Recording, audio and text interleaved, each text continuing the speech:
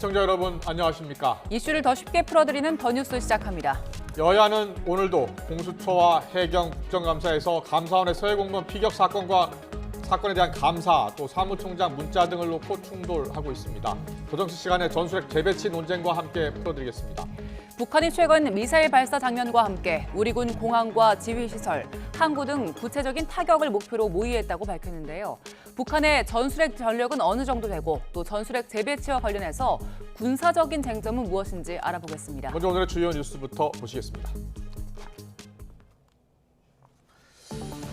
북한이 어제 김정은 국무위원장이 참관한 가운데 장거리 순항미사일을 시험 발사했습니다. 김 위원장은 이 자리에서 핵 전력 무력 운영 공간을 계속 확대해 나가야 한다고 강조했습니다.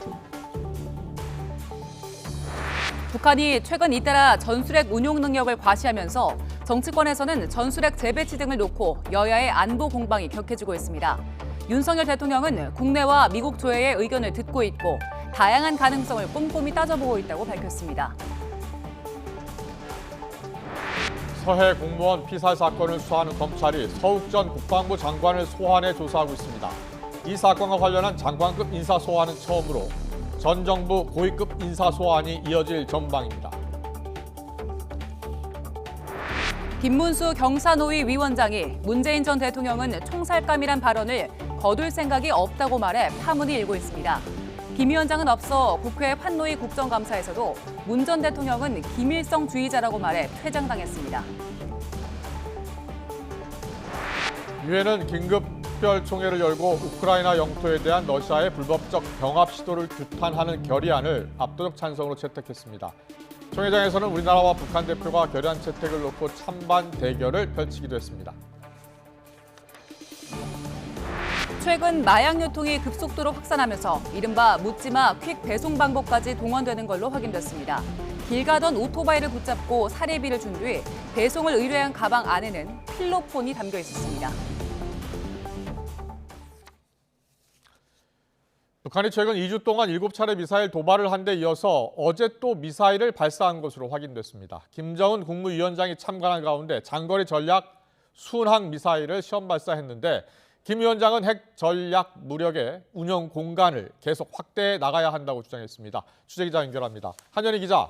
네, 통일 외교 안보부입니다. 네, 북한이 어제 장거리 전략 순항 미사일을 발사했는데 북한 매체를 통해서 확인이 된 거죠?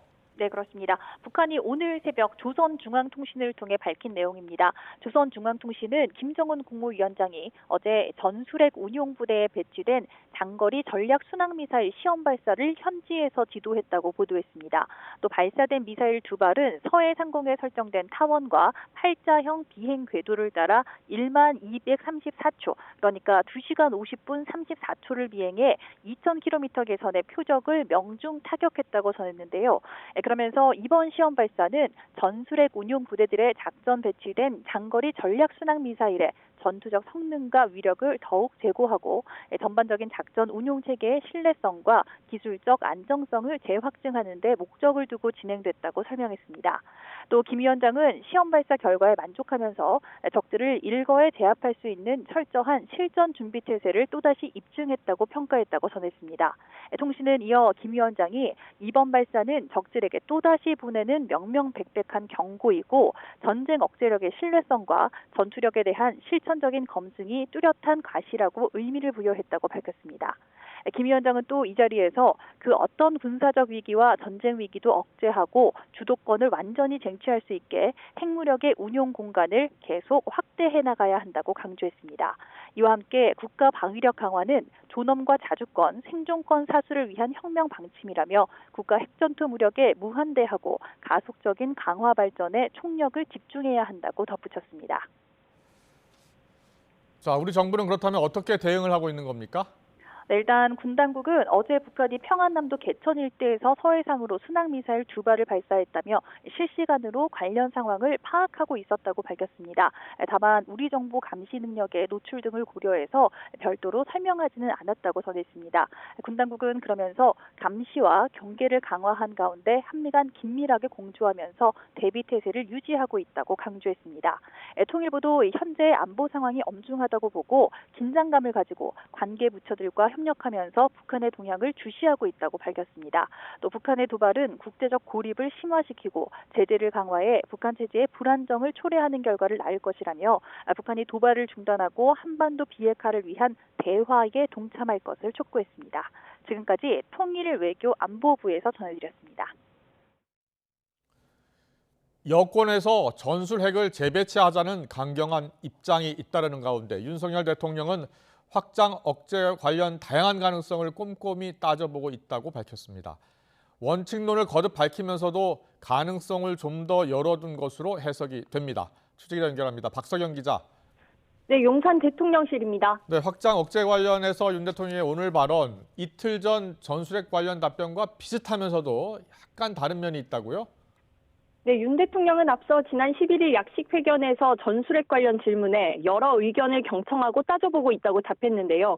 이번에도 전술핵 재배치, 또 미국의 전술핵 전력을 상시 공유하는 수준의 실질적인 핵 공유를 요청했다는 보도에 대한 입장을 묻자 같은 대답을 했습니다. 다만 다양한 가능성이라는 말을 추가로 언급했습니다.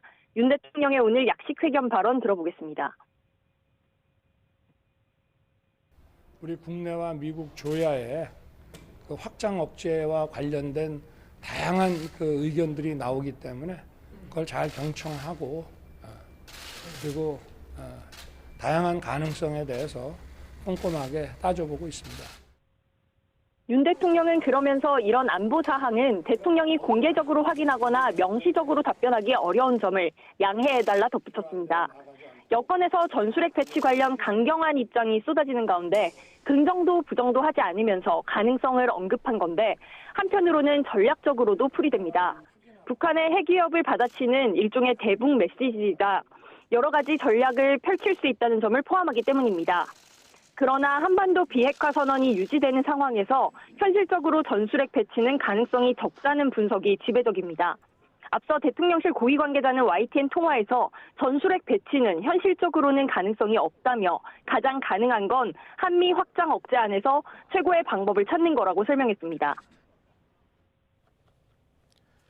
네, 경제 문제도 좀 살펴보겠습니다. 윤 대통령이 한국은행의 연이은 금리 인상에 대해서도 언급을 했죠? 네, 윤 대통령은 약식 회견 모두 발언에서 먼저 미 연준의 금리 인상에 따라 우리 기준금리도 상향 조정됐다고 말문을 열었는데요. 윤 대통령은 가계, 채무자, 기업들의 재무적 고통이 늘었기 때문에 이분들이 도산하지 않도록 적절한 신용 대책을 만들겠다고 약속했습니다. 특히 위기는 과장돼도 방치돼도 안 된다며 알맞은 파악과 관리가 필요하다고 강조했습니다. 윤 대통령의 발언 들어보겠습니다. 위기는 과장돼도 안 되고 또 방치돼서도 안 됩니다. 늘 거기에 알맞는 파악과 관리가 필요하고 정부가 실물 경제를 아주 탄탄하게 관리해 나가고 윤 대통령은 이어 앞으로도 실물 경제 추진 전략과 점검을 대통령이 주재해 나가겠다고 말했습니다. 그러면서 위기라는 분위기에 너무 위축되지 말고 필요한 소비, 지출 행위, 기업에서 필요한 투자 행위는 정상적으로 해나가길 바란다고 국민에게 당부했습니다. 지금까지 용산 대통령실에서 YTN 박석영입니다. 북한이 일본을 사정권에 둔 탄도미사일에 핵무기를 실어 공격하는 데 필요한 소형화와 탄두화를 이미 실현한 것으로 보인다고 일본 방위성 장관이 밝혔습니다. 하마다 장관은 북한의 탄도미사일 위협에 대해 이른바 반격 능력을 포함해 모든 선택지를 배제하지 않고 현실적으로 검토해 속도감을 갖고 방위력을 근본적으로 강화할 것이라고 밝혔습니다. 한미일 3국 합참의장이 만나 북한의 핵미사일 위협에 대해 논의할 계획입니다. 합동참모본부는 김승겸 합참의장이 오는 20일 미국에서 마크 밀러 미 합참의장, 야마자키 고지 일본 자위대 통합막료장과 함께 한미일 합참의장 회의에 참석할 계획이라고 밝혔습니다. 북한이 최근 잇따라 전술핵 운용 능력을 과시하는 등 한반도 긴장이 높아지면서 정치권에서도 전술핵 재배치 등을 놓고 여야의 안보 공방이 격화하고 있습니다. 올해 국정감사는 반환점을 앞둔 가운데 오늘은 법제처와 국민권익위 등 국감에서 여야 격돌도 예상됩니다. 국회 취재기자 연결합니다. 김태민 기자. 네, 국회입니다. 네, 한반도 정세와 관련해서 정치권의 안보 공방이 격화하고 있는데 오늘 정치권 반응 어떻습니까? 네, 어제 북한이 장거리 순항미사일 발사를 감행하면서 여당은 격앙된 반응을 보였습니다. 한반도 비핵화 선언 파기를 주장했던 국민의힘 정진석 비상대책위원장은 북한이 전술핵 미사일 연습을 하고 있다며 대책기구를 출범시키겠다고 밝혔습니다. 들어보겠습니다. 당내 북핵 위기에 대응하는 TF 구성을 검토할 계획입니다. 국민을 기만하고 속인 문재인 5년의 사기극, 위장평화쇼, 역사의 심판을 받게 될 것입니다. 그러면서 이미 한반도 비핵화 공동선언은 휴지 조각이 된 만큼 한미 두 나라가 억지력을 강화할 수 있는 구체적 현안을 논의해야 한다고 강조했습니다. 반면 야당은 여권에서 제기되는 전술핵 재배치 주장이 무책임하다고 비판했는데요. 당장 우리나라 경제에 미칠 영향도 따져야 한다고 지적했습니다. 이어서 들어보겠습니다. 대단히 무책임한 발언이라고 생각합니다. 가만히 있는 대한민국 한반도 땅에 전술핵을 재배치한다라는 것만으로도 외국 투자자들에게는 부정적인 영향을 미칩니다. 민주당은 또 정부와 여당이 불리한 정국을 타개하기 위해 안보 이슈를 활용하고 있다며 한반도 평화를 위한 비핵화 유지가 절대 원칙이라고 거듭 강조하기도 했습니다. 오늘 국회에서는 MBC 등 언론과 관련된 여야 공방도 계속해서 이어지고 있죠. 네, 더불어민주당 이재명 대표는 오늘 오전 국회 국방위원회 국정감사에 불참하는 대신 언론 자유, 방송 독립을 위한 언론인 간담회를 열었습니다. 최근 MBC 등 공영 언론을 향한 여권의 공세가 거세지면서 여기에 대한 비판 메시지를 던졌는데요. 함께 들어보겠습니다. 공영 방송이나 공영 언론들의 중립성을 또 독립성을 보장하는 것은 반드시 필요한 일인데 이 민영화 문제도 사실 똑같이 공영 언론들, 공영 방송의 중립성과 독립성을 해치는 아주 심각한 시도라고 생각이 됩니다. 이런 가운데 오늘 국회 과방위에서는 MBC의 최대 주주인 방송문화진흥회의 국정감사가 열리면서 여야가 치열한 공방을 주고받았습니다. 여당 의원들은 MBC의 편파 보도라고 규정한 사례들을 거론하며 정치적 편향성 문제를 거칠게 지적했습니다. 이어서 들어보겠습니다. 최근에는 또 여러 가지 자막 조작, 또 엊그제는 바로 그 PD 수첩 사고까지. 저희들은 공영방송이 아니라 막장방송이다 이렇게 보고 있습니다. 어떻게 보세요? 그렇게 생각하지 않습니다. 네. 여기 맞서 야당 의원들은 MBC가 최근 경영은 물론 신뢰도 면에서도 좋은 평가를 받고 있다며 오히려 세무조사 등 부당한 압박을 받고 있다고 반박했습니다. 네, 오늘 오전에 진행된 다른 국감들 상황도 정리해 주시죠. 네, 오늘은 상임위 10곳에서 감사가 이어지고 있습니다. 먼저 국회 법사위 법제처 국감에서는 검찰 수사권 복구 등의 시행령이 적절한지를 놓고 여야 논쟁이 벌어졌습니다. 오후 공수처 국감에는 어제 민주당의 감사원 고발과 김건희 여사 수사 등이 주요 쟁점이 될 전망입니다. 국회 정무위 국감에서는 전현희 국민권익위원장의 거취를 포함해 감사원의 표적감사 논란으로 공방이 벌어졌습니다. 국회 농해수위에서는 어제 민주당이 안건조정위를 거쳐 사실상 단독 처리한 양국처리법을 놓고 설전을 벌이기도 했습니다. 지금까지 국회에서 YTN 김태민입니다.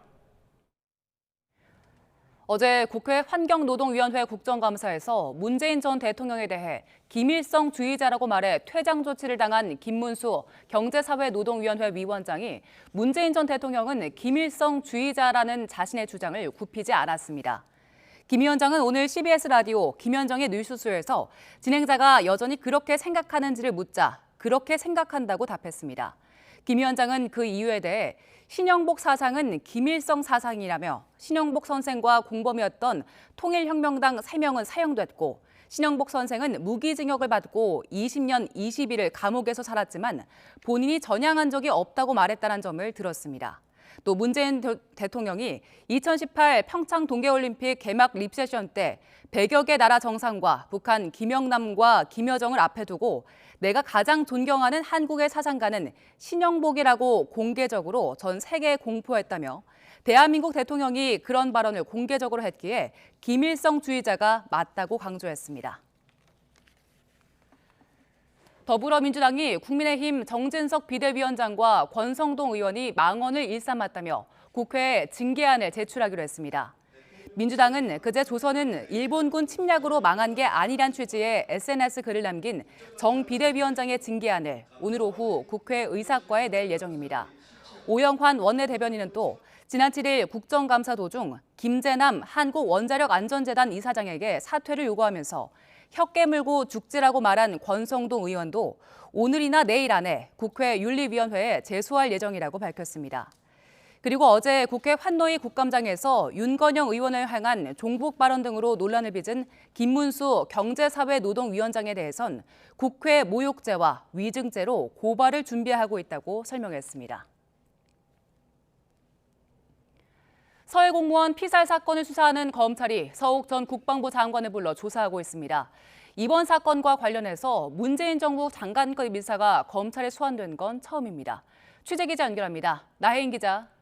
네, 서울중앙지방검찰청입니다. 네, 서 전 장관에 대한 조사가 계속해서 진행되고 있는 거죠? 네, 서욱 전 국방부 장관은 오늘 오전부터 서울중앙지검 공공수사 1부에서 피고발인 신분으로 조사를 받고 있습니다.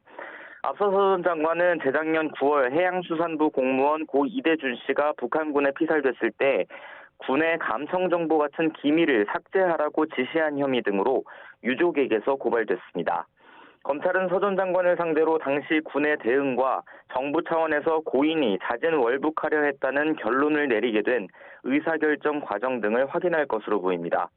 앞서 군 당국은 사건 발생 당시 수집된 기밀이 군사통합정보처리체계 민스에서 삭제된 사실을 인정하면서도 다른 부대에 전파되지 않도록 필요한 조처를 했을 뿐 원본은 남아있다고 해명했습니다.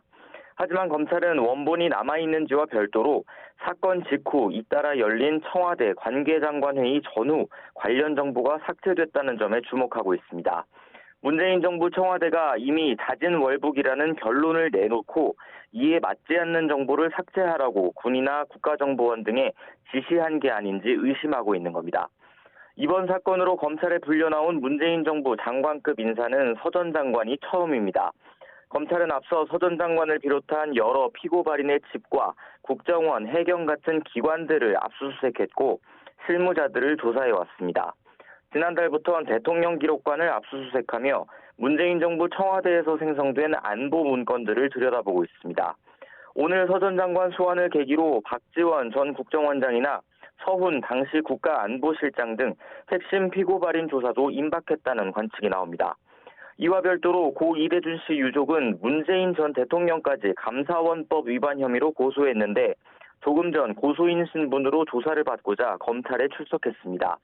유족은 문 전 대통령이 감사원의 서면 조사 요구에 정당한 사유 없이 응하지 않았다며 감사원법 위반죄로 처벌받아야 한다고 주장하고 있습니다. 지금까지 서울중앙지검에서 전해드렸습니다.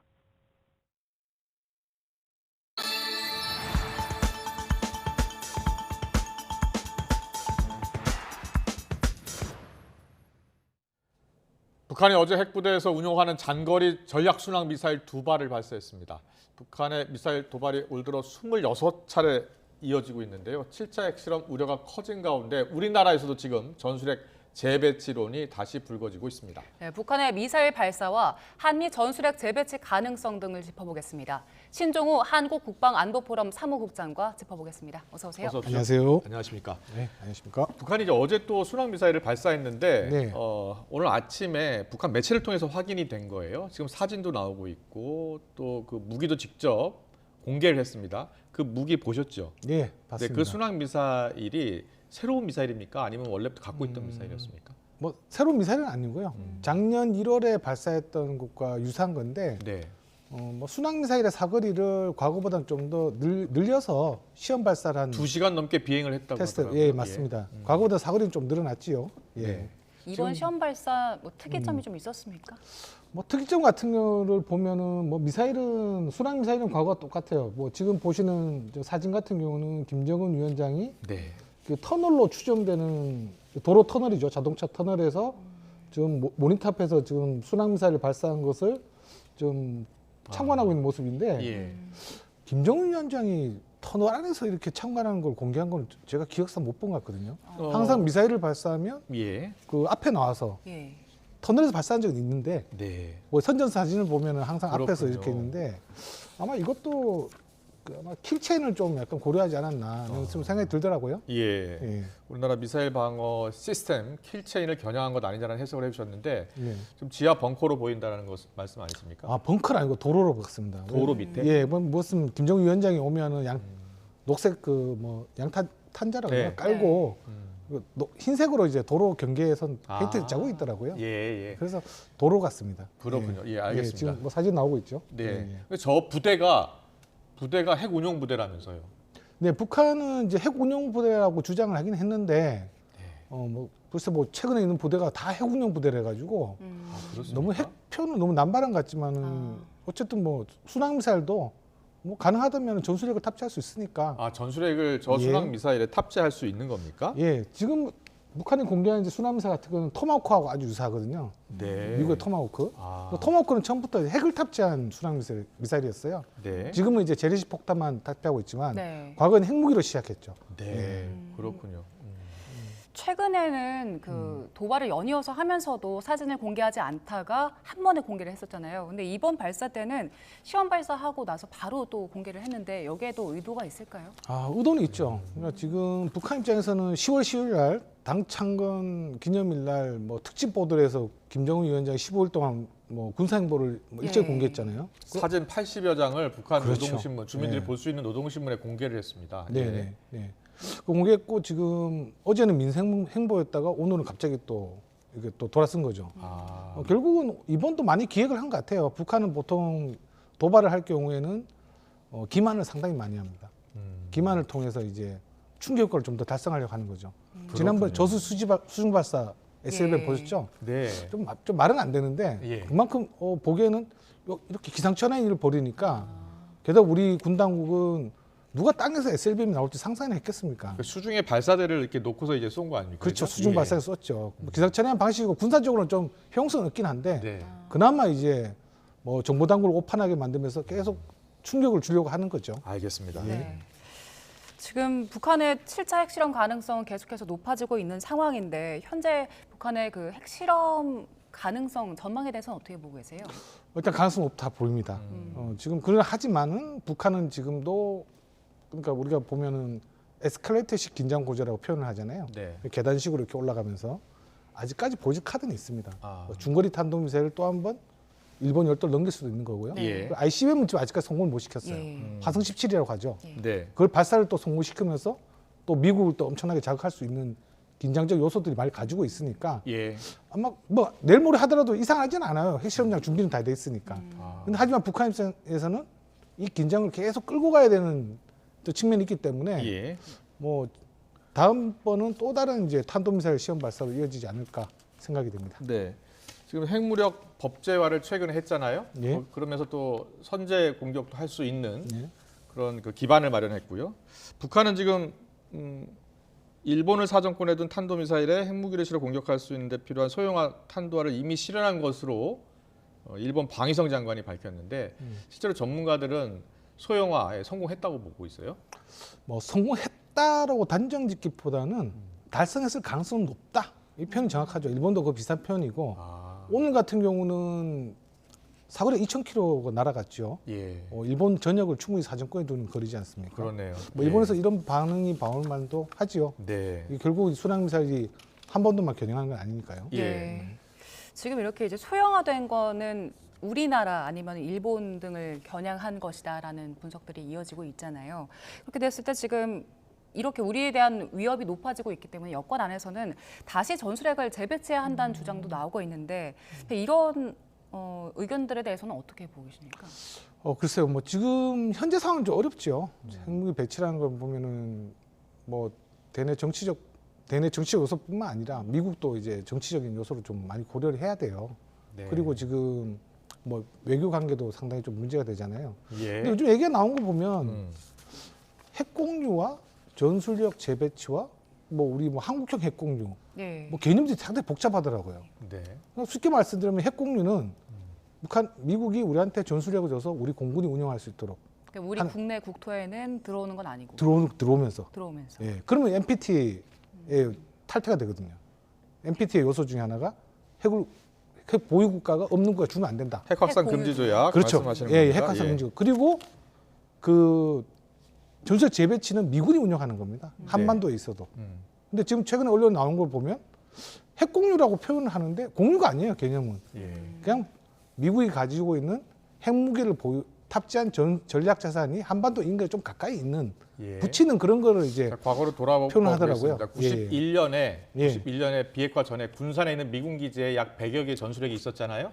그거를 이제 남북이 합의하고 비핵화에 합의하면서 그걸 철수시킨 겁니다. 그래서 그걸 다시 한번 들여오는 걸 어떻게 했느냐라는 이제 논쟁이 지금 붙고 있는 거거든요. 전문가 입장에서요. 전술핵이 북한의 이제 비대칭 전력인데요, 사실 필요하다고 보세요? 아니면은 어떻게 보세요? 글쎄요, 제가 여기서 딱 잘라 말씀드리기 못하는데 필요한 요소도 있습니다. 어떤 점에서는 필요한 것이고 또 어떤 점에서는 불필요한 겁니까? 필요하다는 건 뭐냐면 지금 북한에 지금 폭주하고 있는 핵 위협을 지금 제어가 지금 좀 안 되고 있잖아요. 그럼 결국은 재래식 전력만으로는 불가능한 일이에요. 이런 핵 하는 거를.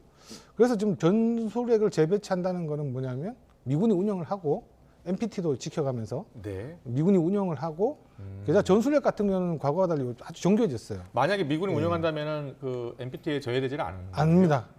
미국이 그 우리나라에 안 주면 되는 거예요.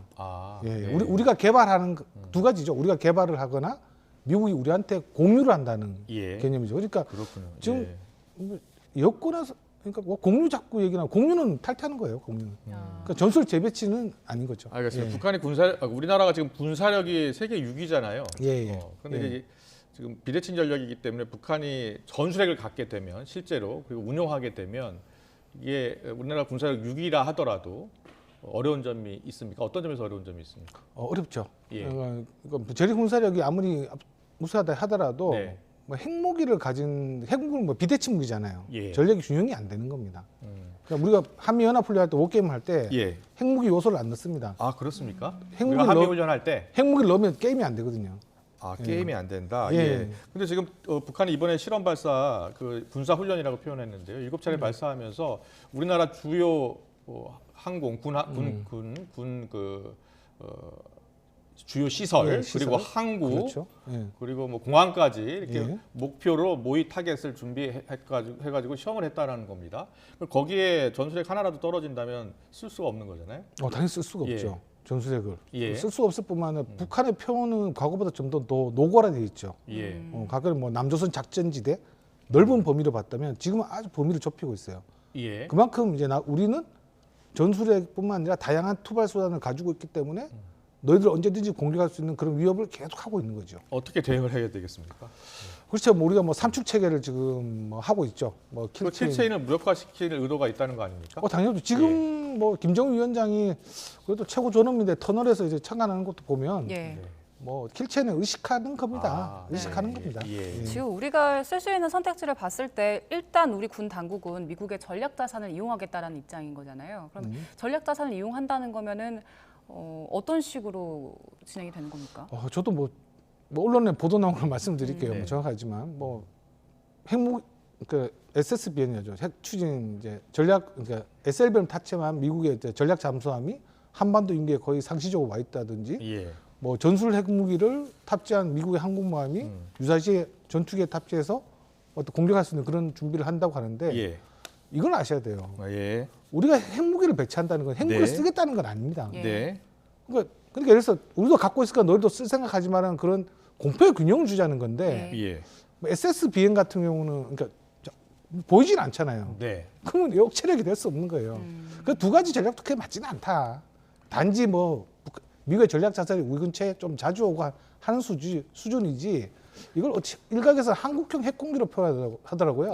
그건 안 맞는 얘기입니다. 야권에서는 지금 이게 만약에 우리도 전술을 갖게 되면 이 동북아 전체에서 핵을 갖는 경쟁이 이루어지고 그렇다면 뭐 우리나라뿐만 아니라 일본에서 또 이야기가 나올 것이고요. 다른 나라에서도 가져야 한다는 의견이 커지면서 지금 야권에서는 이게 동북아 군비 경쟁 거기다가 자칫 잘못하면 이제 아마겟돈처럼 큰 우려할 수 있는 그런 상황도 올 수 있다라고 걱정하고 있는 거거든요. 충분히 그런 우려도 이제 가능성이 있죠. 네. 전혀 없다는 거 아니에요. 그래서 핵무기를 배치한다는 거는 그만큼 대내 외교적이나 정치적으로 고려할 요소가 많다는 겁니다. 지금 뭐 무조건 반대가 아니라 예. 또 무조건 또 찬성이 아니라 예. 과연 현재 안보를 우리가 어떻게 할 것인가를 더 고민해야겠죠. 네. 네, 그리고 전술핵 재배치 얘기가 계속 나오고 있어서 이게 우리가 재배치를 했을 때 오히려 북한의 공격 대상이 될 수도 있다라는 얘기도 나오던데 그럴 수 있습니까? 글쎄 참 이해가 안 되는 질문이긴 한데 네. 그건 아닌 것 같아요. 예. 그냥 뭐 좀 오히려 지금 뭐 북한이 이제 과거부터 이제 도발을 했지만 북한이 아직도 두려워하는 전략 자산이 있거든요. 예. 과거 북한이 B2 스텔스 폭격기가 한반도에 전개했을 때 뭐 기억나실지 모르겠습니다. 김정은 위원장이 미 본토 타격 계획을 공개를 했어요. 그 다음날. 깜짝 놀란 거죠. 북한이 잡지 못하는 전력들이 있으니까. 예. 아직 확정적 전력은 제대로 안 보여줬어요. 그 다음에 북한의 행보에 따라서 B2 스텔스 폭격기들이 한반도에 다시 상공을 비행할 날이 있을지도 몰라요. 네. 근데 아직까지는 순항미사일까지는 뭐 지금 뭐 대북 제재도 들어가지도 않으니까 네. 계속 지켜보고 있는 거죠. 예, 마지막으로 짧게요. 예, 에이테킴스 미사일 두 발 예, 가운데 예. 한 발 예, 비행 중 예. 신호가 소실됐답니다. 네네. 이런 일이 있었습니까? 과거에? 없었죠. 그러니까 에이테컴스가 지금 도입된 지 19년 정도 됩니다. 네. 상당히 오래된 미사일인데 뭐 신호가 끊어졌다고 해가지고 그 표적을 안 날아간 건 아니고요. 가다가 추적하는 과정에서 그 지상으로 보내주는 원격 그 신호 체계가 좀 안 된 것 같은데 이걸 가지고 이제 추락이라 표현하지는 않고요. 네. 뭐 알려지기에는 표적까지는 날아갔다고 알려져 있습니다. 네. 예. 전문가 입장에서 왜 이런 일이 자꾸 일어나는 거예요? 일단 에이테컴스 같은 경우는 좀 노후화가 좀 진행되고 있어요. 지금 네. 20년 가까이 되거든요. 탄도미사일이지만. 그리고 이제 현무2C도 보면은 제가 지난번에 말씀을 드렸지만 개발 과정에 있어서 품질 검사가 좀 약간 위반된 측면이 있는데 예. 그런 부분도 좀 점검을 해야 될 것 같습니다. 알겠습니다. 네. 오늘 말씀 잘 들었습니다. 지금까지 예, 예. 신종우 한국국방안보포럼 사무국장과 함께했습니다. 고맙습니다. 예, 감사합니다.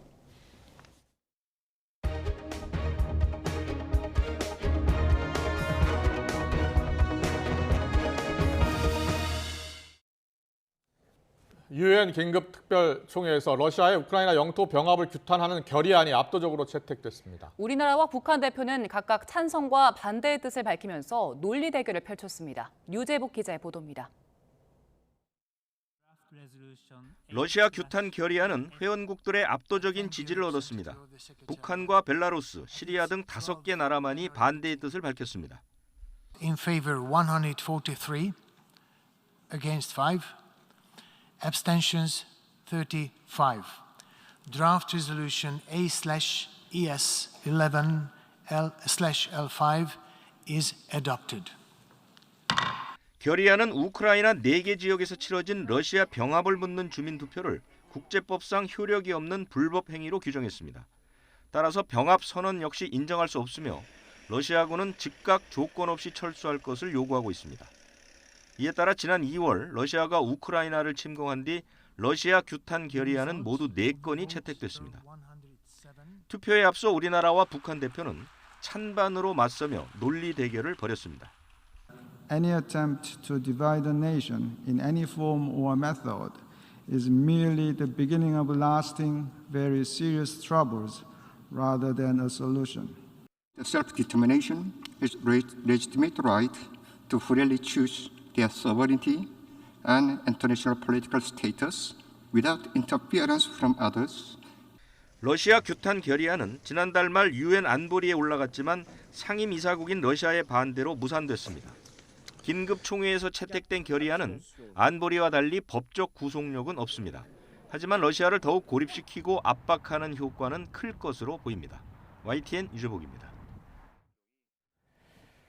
우크라이나 수도 키이우에 현지 시간 13일 새벽 또다시 폭격이 가해졌다고 로이터 통신이 보도했습니다. 키이우 당국은 텔레그램 계정을 통해 이날 새벽 키이우 지역 거주지에 폭격이 이루어졌다고 밝혔습니다. 당국은 정확한 위치는 언급하지 않은 채 구조대원들이 이미 현장에서 구조 활동을 하고 있다고 말했습니다. 블라디미르 푸틴 러시아 대통령이 발트해를 통해 독일로 연결되는 가스관 가운데 손상되지 않은 관을 통해서 유럽의 가스 공급을 재개할 수 있다면서 제재 해제를 압박했습니다. 하지만 유럽연합은 내년 여름쯤부터 가스 공동구매에 나서기로 합의하는 등 자구책 마련에 착수했습니다. 강태욱 기자의 보도입니다.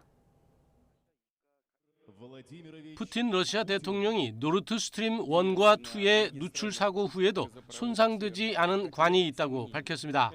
노르트 스트림 2의 관 2개 가운데 1개가 가스 공급을 위한 압력을 유지하고 있다며 연간 270억 세제곱미터 규모를 공급할 수 있다고 설명했습니다. 그러면서 공은 EU 쪽 코트에 있다며 EU가 원한다면 뚜껑을 열기만 하면 된다고 강조했습니다. 러시아 국영 에너지 기업 가스프롬 사장도 유럽이 보유 중인 가스가 한계에 있다고 압박했습니다. Возвращаясь к вопросу о том, переживет Европа тем объем закачки газа в подземные хранилища, которые у нее сегодня есть, или нет, ответ очень простой. Гарантий никто никаких дать не может. 하지만 체코 프라하에서 비공식 회의를 연 EU 27개 회원국 에너지 장관들은 다른 해법을 고민하고 있습니다. 내년 여름쯤부터 가스 공동 구매에 나서기로 합의했습니다. 이어 EU 집행부인 집행위원회에 가스 공동 구매에 속도를 내달라고 당부했습니다. 올겨울보다 더욱 위태로울 내년 겨울에는 공급 안정을 확보하겠다는 차원입니다. So the Commission was asked to speed up the works, and there is a clarity that, we will purchase the gas for the next winter together through the joint purchase platform. EU는 또 전력 생산을 위한 가스 가격 상한제 도입도 논의하고 있습니다. EU의 선택은 결국 러시아가 원하는 방안과는 멀어지는 듯 보입니다. YTN 강태욱입니다.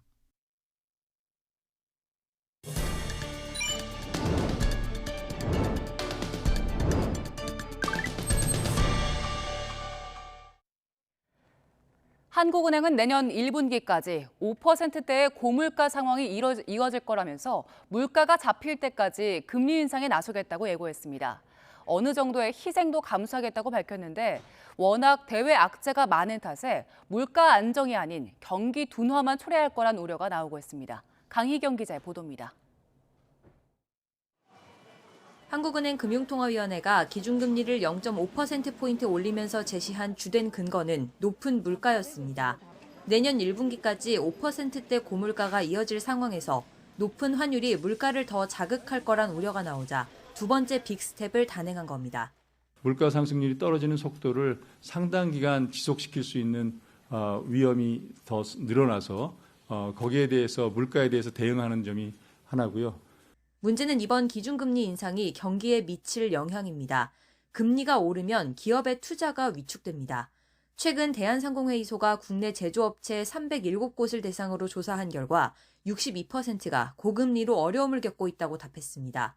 이자 부담에 따른 자금 사정 악화와 설비 투자 지연, 축소를 어려움으로 꼽았습니다. 소비 감소도 걱정해야 할 부분입니다. 금리 인상으로 이자 부담이 커지면 씀씀이는 줄어들게 되고 이는 경기 둔화로 이어질 수 있습니다. 인플레라던가 금리 인상으로 인해서 기대만큼 내수 소비가 살아나주지 않는다라고 한다면 올해에 이어서 내년에도 우리 경제 성장률이 하향되면서 그렇다고 물가가 잡힐지는 미지수입니다. 우크라이나 전쟁과 주요국의 긴축 기조, 치솟는 환율 등 대외 변수가 너무 많기 때문입니다. 특히 미국이 급격하게 금리를 올리면 한미 금리 격차가 다시 벌어져 원화 가치는 더 떨어질 수 있습니다. 한은이 지난해 8월부터 기준금리 인상하고 있는데 물가 꿈쩍 안 하고 있어요. 조금씩 낮아지는 모습을 보여줘야 되는데 그런 현상이 나타나고 있지 않다라는 걸 감안하게 되면 이창용 한국은행 총재는 빚을 낸 많은 국민이 고통스러운 건 사실이지만 물가 잡는 게 최우선이라며 경기를 희생하더라도 금리 인상 기조를 이어가겠다고 밝혔습니다. YTN 강희경입니다. 들으신 것처럼 금리 인상 기조는 한동안 이어질 텐데요. 은행들도 예적금 상품의 금리를 올리기 시작했습니다. 우리은행은 오늘부터 정기 예적금 상품 금리를 최대 1%포인트 올리고 농협은행은 내일부터 예금 금리는 0.5%포인트 그리고 적금 금리는 0.5에서 0.7%포인트씩 각각 올리기로 했습니다. 다른 시중은행들도 조만간 예적금 금리를 올릴 예정입니다. 오늘 기준 시중은행의 예금 금리를 알아봤더니 우대 금리를 더해서 최고 4.7%로 나타났습니다. 우리은행과 신한은행 그리고 수협 등의 예금 금리도 4%대 중반이었습니다. 이런 4%대 금리는 지난 2012년 이후 10여 년 만입니다. 정기적금 금리는 최고 10%인 곳도 있었습니다. 1년 만기 기준으로 알아보니까 우대 금리를 더해서 적금 금리가 5%를 넘는 상품들이 꽤 있었습니다. 은행들이 소비자를 유치하기 위해서 예적금 금리 인상 경쟁에 나선 겁니다.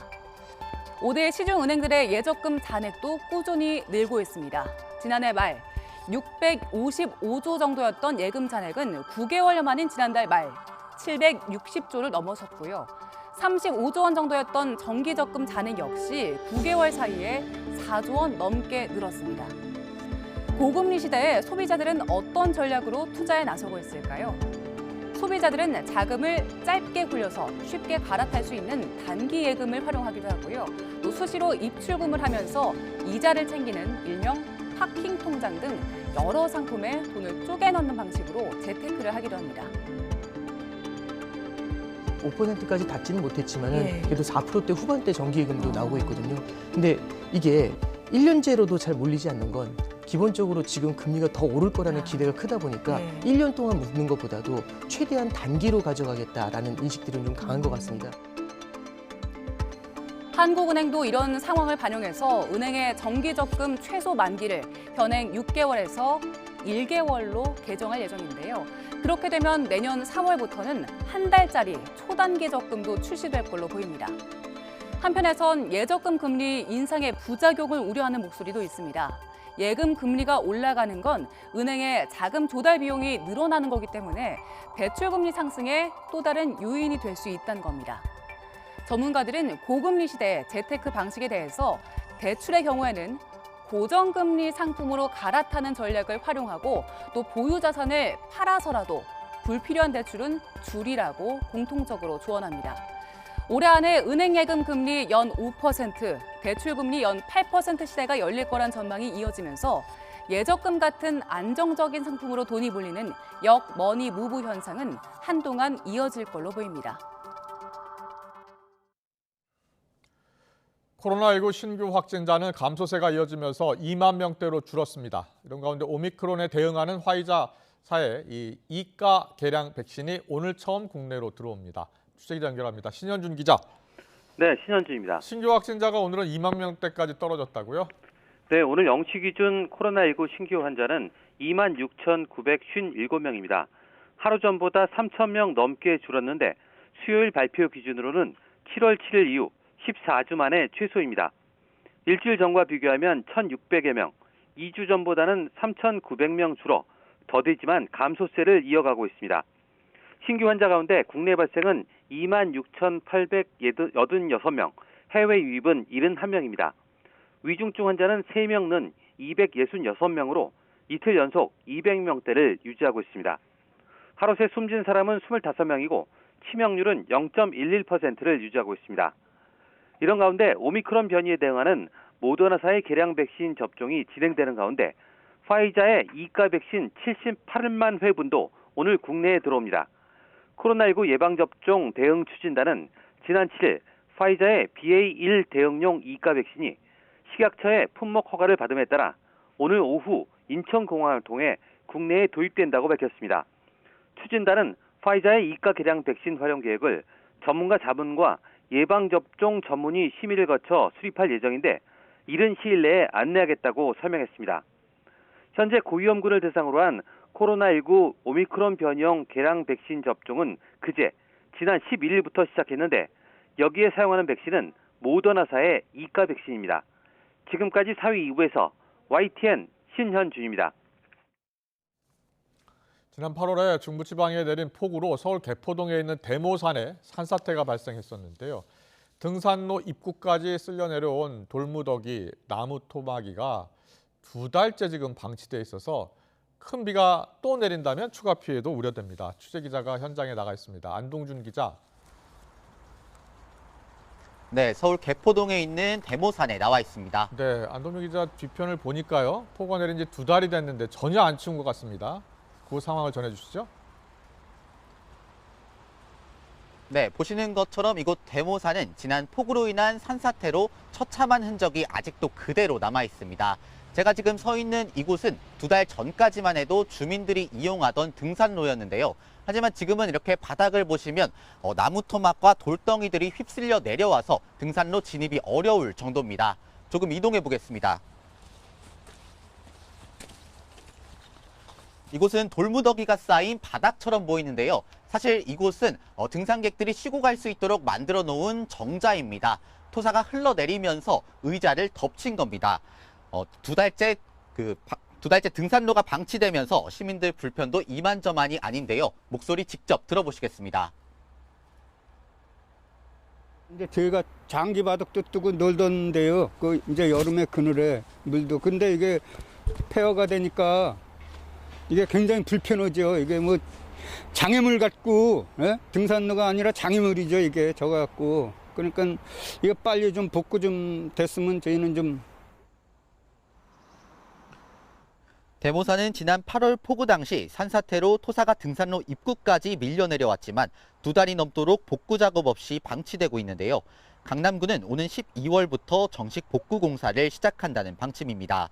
피해가 너무 커 공사하려면 서울시에서 추경을 받아 예산을 확보해야 한다는 건데 추경을 받기 위해 설계나 심사 등 거쳐야 할 절차가 많아서 복구가 늦어지고 있다는 게 강남구 설명입니다.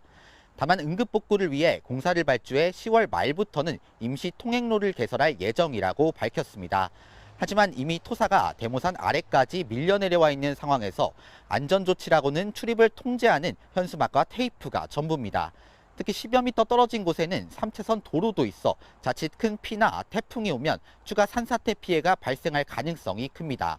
11년 전 60여 명이 숨지거나 다친 우면산 산사태의 경험이 있는 만큼 피해 예방에 더 적극적으로 나서야 하는 것 아니냐는 지적이 나옵니다.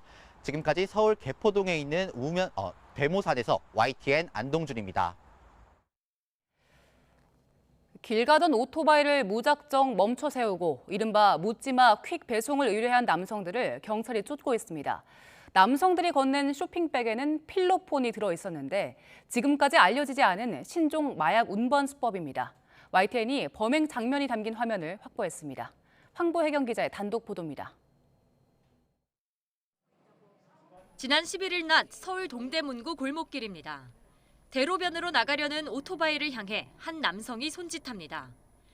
멈춰선 오토바이 쪽으로 다가오는 또 다른 남성.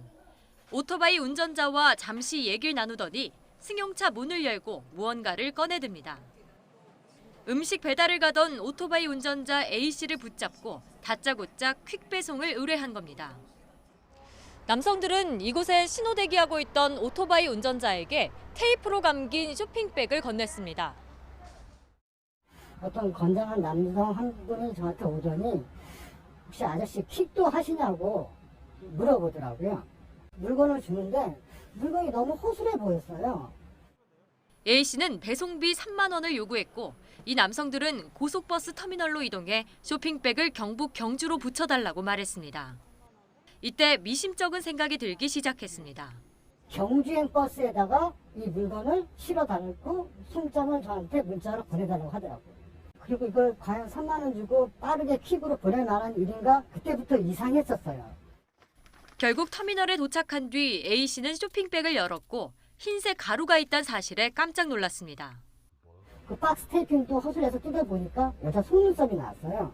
그 안쪽에 하얀색 가루가 나왔던 거죠. 간이 시약 검사 결과 흰색 가루는 필로폰 10g으로 확인됐습니다. 약속 장소에 마약을 숨겨두고 찾아가게 하는 이른바 던지기 수법이나 택배를 이용한 마약 운반은 있었지만 이처럼 묻지마 퀵 배송은 처음 알려졌습니다. 길 가던 사람 누구나 자신도 모르게 마약 운반책이 될 수 있다는 의미입니다. 경찰은 국립과학수사연구원에 마약 정밀 검사를 의뢰하고 퀵 배송을 맡긴 남성들의 뒤를 쫓고 있습니다. YTN 황보혜경입니다. 오늘 쾌청한 가을 하늘 아래 가을볕이 다소 강하게 내리쬐고 있습니다. 현재 대부분 지역에서 20도 안팎까지 올라 온화함이 감돌고 있는데요. 하지만 낮 동안에는 포근하더라도 해가 지면 금세 쌀쌀해집니다. 일교차가 15도 안팎으로 크게 벌어지는 만큼 옷차림에 각별히 신경 써주시기 바랍니다. 밤사이 기온이 크게 떨어지면서 내일 새벽부터 아침 사이 내륙 곳곳에 짙은 안개가 끼는 곳이 많겠습니다. 낮부터는 기온이 점차 오르면서 안개가 걷히겠고 전국적으로 구름만 많은 날씨가 이어지겠습니다. 내일 아침 기온은 오늘과 비슷하거나 조금 높게 출발하겠습니다. 서울 13도, 대전과 대구 11도, 광주 12도가 예상됩니다. 내일 낮 기온은 오늘과 비슷하거나 조금 낮아 선선하겠습니다. 서울 22도, 대전과 대구 23도, 광주는 24도로 예상됩니다. 당분간 별다른 비 소식 없이 맑은 날씨 속에 일교차가 크게 벌어지겠고요. 다음 주 초반에는 다시 찬 공기가 유입되면서 날이 급격하게 추워질 전망입니다. 일교차가 10도 이상 벌어지면 면역력이 30%가량 떨어집니다. 감기 등 호흡기 질환에 걸리지 않도록 건강관리 잘해주시기 바랍니다. 지금까지 YTN 원희다입니다. 오늘 국정감사는 공수처, 해경에 대한 감사가 진행될 예정인데요. 감사원의 서해 공무원 피격 사건 감사, 또 사무총장 문자 논란 등을 놓고서 또 충돌이 예상됩니다. 네, 잠시 뒤 더 정치 시간에 여야 의원과 함께 짚어보겠습니다.